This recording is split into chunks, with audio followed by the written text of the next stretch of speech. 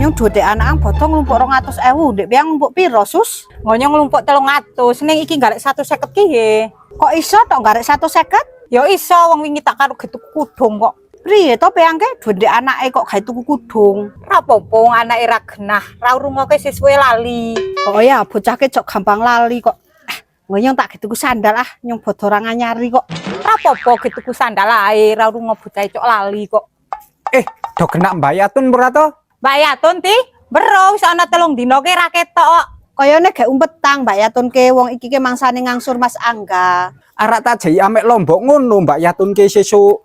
Loh, samang-samang kok gojek duit biru ke oleh kondi doang. Ya yang ngene iki ya tadi nek ndek anak, foto-foto ana sing ngenai duit, wong tuwa ono garek nganggo. Mulano peangke ndek anak, foto-foto men ono sing ngenai duit.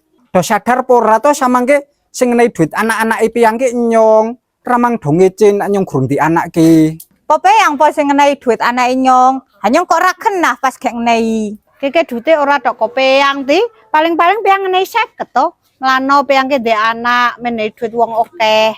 Nyong gurung di anake duite wis akeh. Ra perlu dinai duit wong-wong. Ke nyong kirimi bojone duit abang-abang. Nggon samang biru ra level. Kacet bombongang, tilep kowe.